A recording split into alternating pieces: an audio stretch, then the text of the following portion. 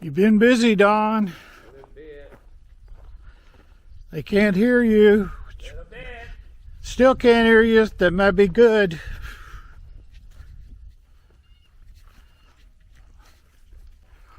Got it all sided or sheeted. You got the roof sheeted. Technically waterproof. Well, water resistant. Water resistant. What you do inside?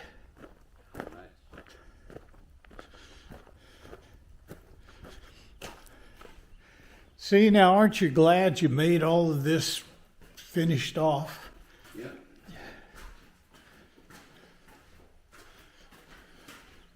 A little dark in there.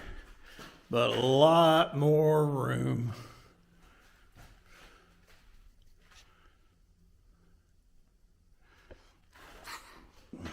This ought to be great. Yep. This is just as big as your other shop. Yep. Well, almost. The other shop's 20 by 40. It's 16 by 40. Got you some electric boxes. Yep. You're going to put 1/2 inch on the wall and 1/2 inch on the ceiling. It's got the door blocked off Keep water out. in case the revenuers come around. You'll be through in no time. I hope so. I'm going to take this pipe. Take this pipe, the electrical box is right here, so I'm going to take the pipe and run it Across that header. across there. That way, run my wires to that Air hose. air hose. All the good stuff. Well, welcome back, guys. Sorry I haven't been putting out any videos because, well, frankly, I caught a cold. Then my wife got a hold of me. She made me make her this. Wife wanted a new trellis made. And she came up with the idea of using some of our old hog panel we had. So I got some steel and welded that all up for her. Shocked me, she wants to let it rust. I said, okay, don't have to paint it.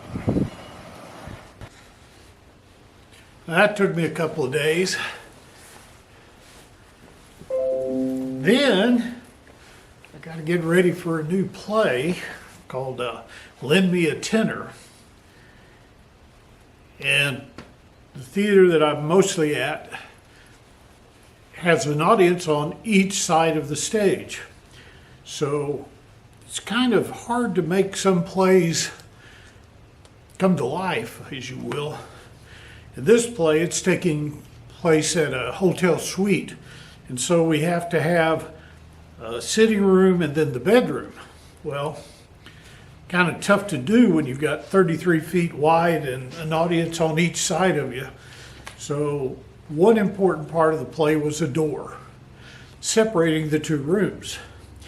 And so I'm tasked with making a door that'll stand up by itself in the middle of a stage and get slammed about 300 times and not fall apart for 12, 14 performances. So the only way I know to do it is make it out of steel, well, the framework. So got some 2x4, some plates, some scrap plate metal. I'm nearly through with it. Show you a few little pictures of it.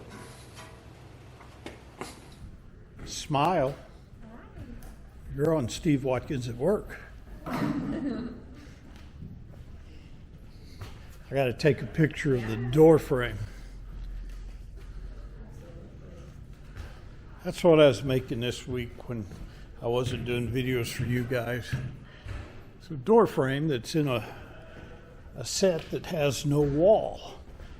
So it's got a nice big plate down on the bottom. And the door is attached to it so it can get slammed and not fall down.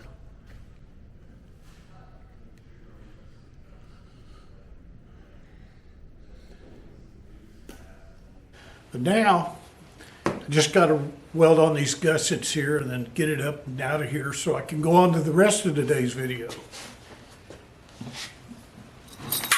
Sorry, my voice is kind of weak. I caught a sinus infection a couple days ago and feeling much better now. I just got to buzz some welds on these plates.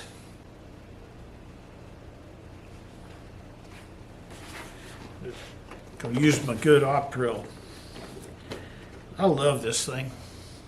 One of the best helmets I've ever had. Kind of tough on helmets. This one's held up pretty well.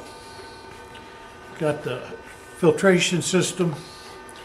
Just got to remember not to fart or you pay the price. Let's get going.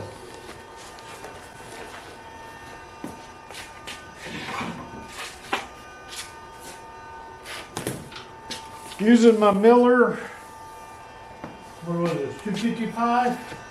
Yep. Been a really nice unit. These are just going to be some little buzzets, so I'm not doing too much.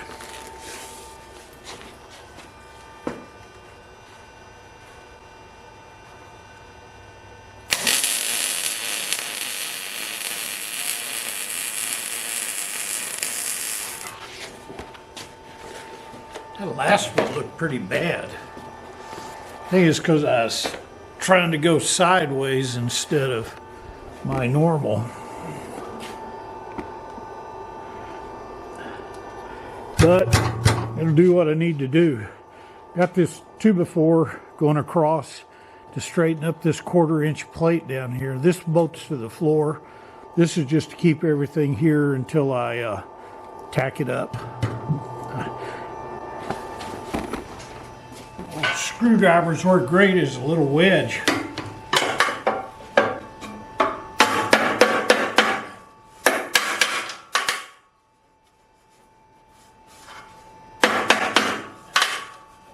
Nope. New screwdrivers work too, but then you have an old screwdriver, I guess.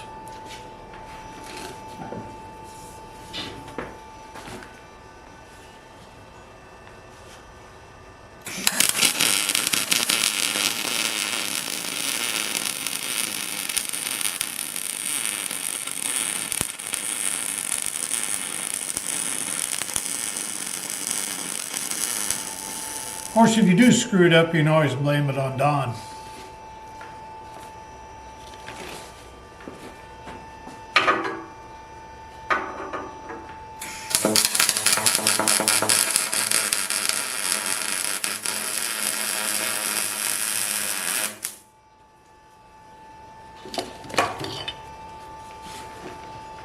Okay, now we can get rid of all of this.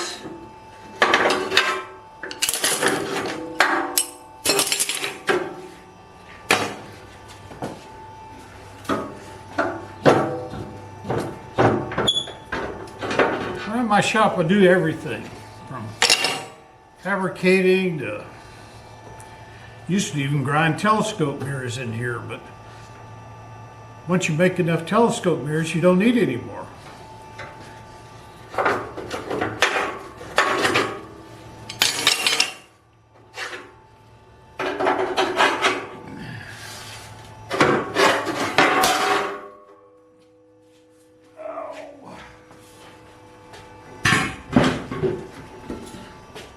This plate here welds or gets bolted to the floor. I put a bunch of screw holes in it, and hopefully this will be enough to keep it from going over.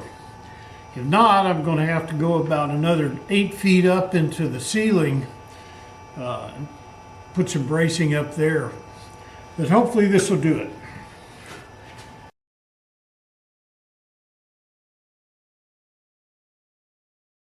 Kind of busier than a one-legged man at a butt-kicking contest lately. So I've had to do a lot more real work to get the money coming in than mess with YouTube videos. But I got a little bit more for you today. Show you some of the things I've been busy on. Got a little update on Don's garage project where I went over to see his shop today. Right now, I'm going to continue on with threading the nut for Don's shaper. Trying to remember what I was doing. Hard sometimes. Anyway, I went over to Don's place. You remember last time I made this cylinder and took it over and checked it out on the nut that's still in the other lathe. There's a clip on that.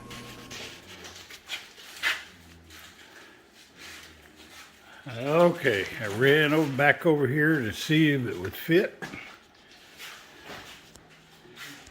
See what we needed to do. There's the piece old Bob made.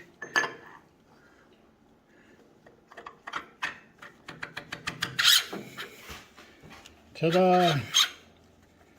That's a good fit. That'd be perfect for the Loctite.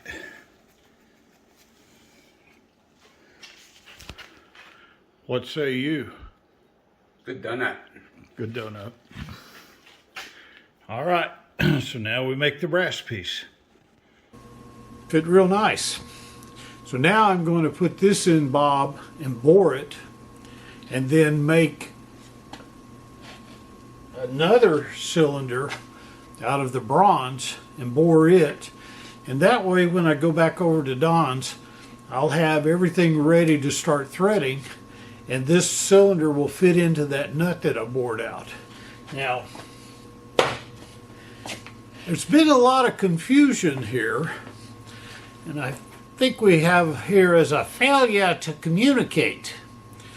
People have been asking me, including Don, why I got rid of all the threads in the nut that I bored out and then kept going.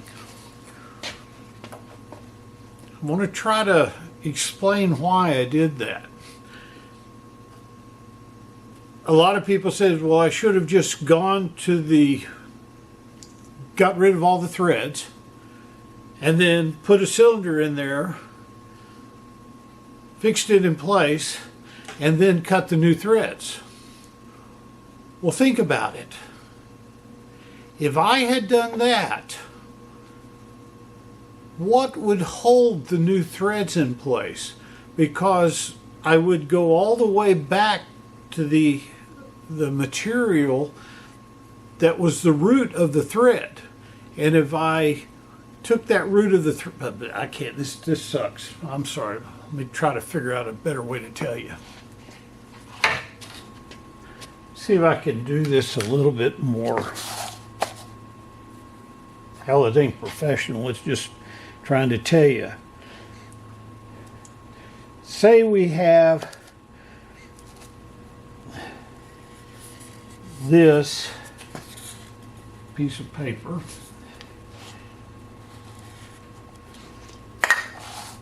And just for instance,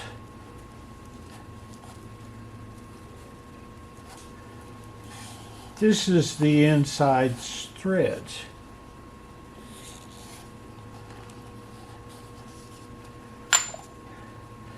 And the thread starts here. Now we're going to encase this in a nut. And that nut, something like this.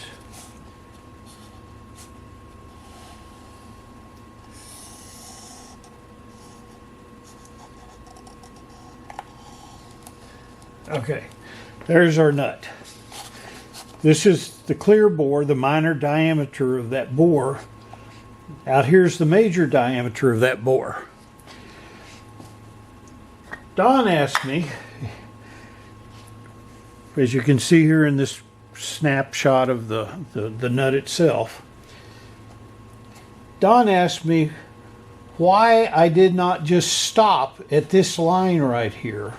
Just erase the threads completely, so I just have a clear bore through there with no threads, make the new piece of the sleeve, like, let me show you.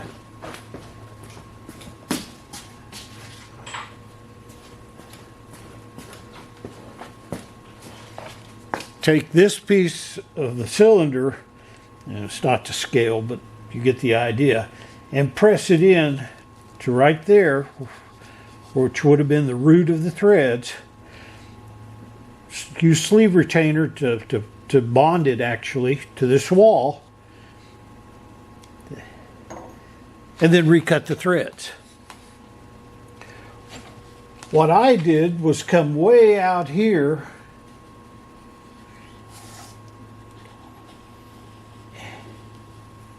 and bored it out here.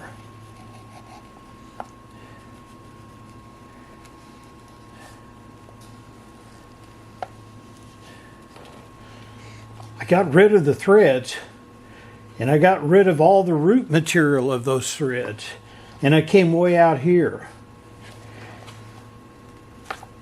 The new piece will fit into that outer diameter, and then I will come in here and I will bore a new thread pattern roughly right in here.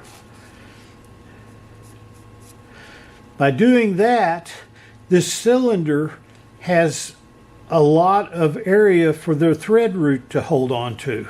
If I would have just wiped out that first thread and then put in this piece, it would be like gluing the thread itself to the wall of the nut with nothing to hold it in place. There's no strength in it. If you tried to do it that way and rethread it, you would rip that whole tooth right off, because in effect all it would be done is be glued to the bore, the tooth would, after I cut it out. So that's why I did that. I hope you understand. If you don't, yep, it's Don's fault. Now we're back over here on Bob. Today I'm going to bore this so that the bore is concentric with the outside of the cylinder. And once I get that bored, I'm going to switch over and do the bronze piece the same way. Right now this is a perfect fit into that nut, which I bored out to accept this. So I've got to just duplicate it here, and then I'll take this one over and it'll be ready just to put it on the thread. Bob is my 1973 chucker. A chucker doesn't have a tail stock, and it does have this neat turret, which allows you to put on up to 8 different tools and just rotate them in place as you need them. Well, because it doesn't have a tail stock, when I put a drill bit into this chuck right here, I'm not really sure that it's on the center line of this spindle, because the spindle can come in and out, or excuse me, the slide comes in and out. Now, a way around this is over here. You can see down in here, when I slide that carriage back, I have a stop set right there. And so I run this to that stop, and that tells me that it's, once I set up the tool, that it's on the center line. This height is kind of fixed by the height of all the different tools on this turret top. But like I say, I don't know where this goes. So what I'm going to do is I'm going to use this 3-jaw chuck and spin it down to where it accepts this, and then I can set the lateral on this tool holder and it'll be perfect. Right? Right.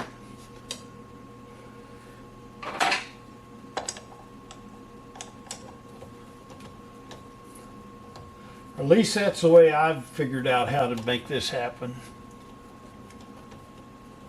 Now, Bob usually has a 5C collet holder sitting in here. I've got my machine set on the stop back there, so I can still move this because it's loose. We're gonna come on in here.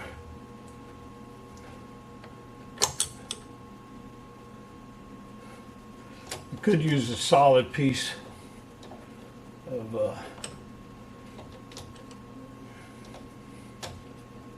stock, but this drill bit's getting close enough for what I want to do here. Okay, I've got it set on the drill bit there. Now I'm going to tighten down these nuts here.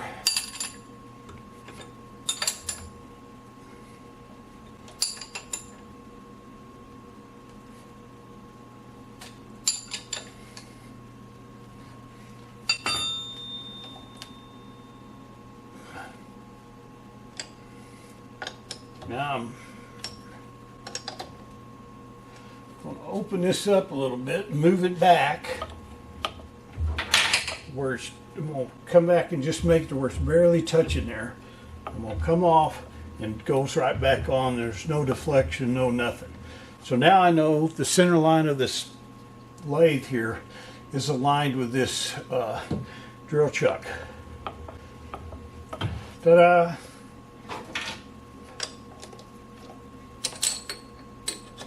This machine's set up for all kinds of measurements so that you can use up to 8 different tools. If you see down here, that's tool number 6. If I needed to, I could move this around to tool number 6 right here and then set its corresponding nut so when I come this way it'd only go in so far. Then I could set different pointers on this. I mean, it's a fine machine. You can do things fast. And frankly, all my life, I've been limited to a regular lathe with having to move bits around and tailstocks. And this is cool. If you can fit one in here, best thing since sliced bread. Anyway. Now that we have this tool set up, we'll lock it down. I want to lock this in place. So now we're ready to bore something, at least get the drill out.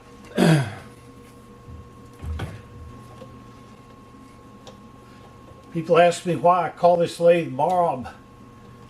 I call it Bob because everybody was arguing about how to pronounce its name. Hardinge.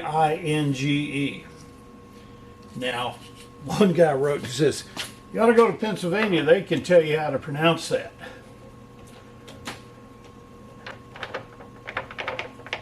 Well, sure they can, but I'm sure somebody else would say something else. My mother was from Pennsylvania.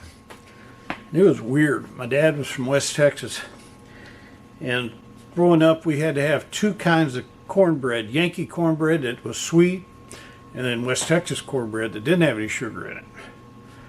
I like the one from Pennsylvania. And that was back in the day when we'd go up for a couple weeks every summer.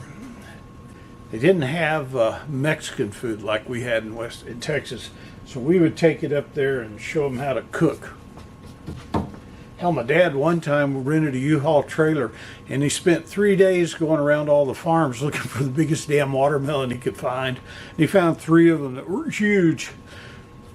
Put them in that trailer and took them up there. And he said, I got the smallest ones I could find. All right, Bob is going to be drilling a hole now. Let's see if it can. Let's go down to first speed. Go pull it out to start it. Can y'all see that? Yeah. And then down here, we're going to start going.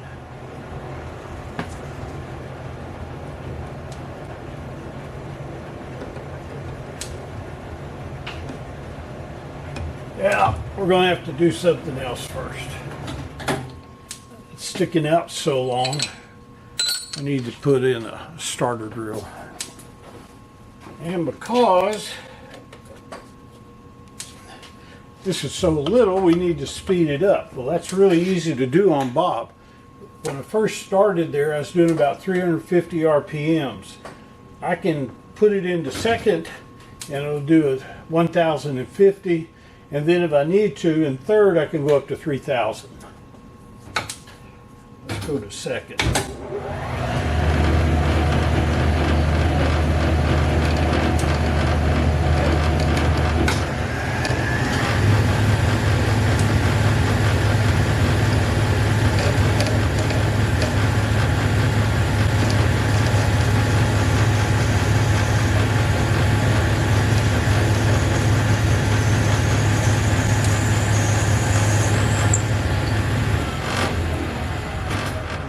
Second.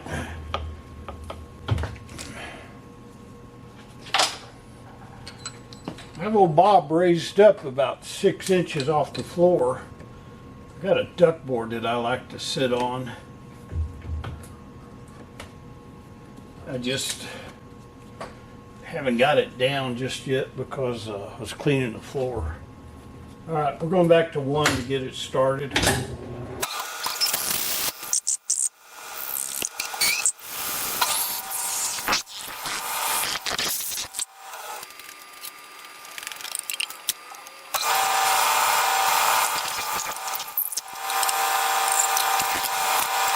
Now, my wife can't stand the smell of that aluminum fluid.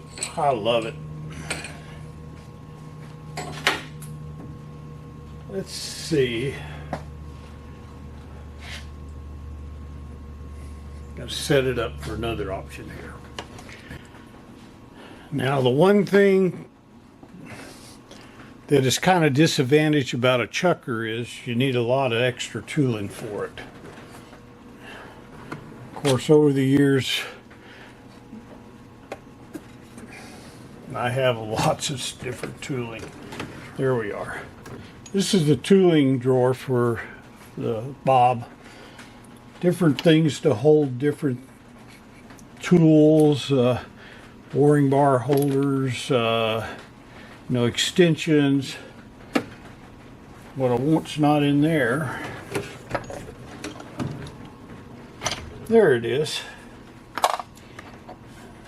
Boring bar. Now, you end up with all kinds of different things over the years. These are for the automatic threader. You might notice they're all different threads, all down to like 40 threads per inch. And each one of these has a corresponding threaded follower that go on the automatic threader. And that's how you set up to do threads on Bob. Bob doesn't have the standard drive screw for threading that a normal lathe does, so it uses this. But the good thing about this is you hit it and get it all set up, it'll sit there and automatically thread it. If you want it to go 10 passes, you set it for 10 passes, it gets to thread depth. You're finished. But I got what I need.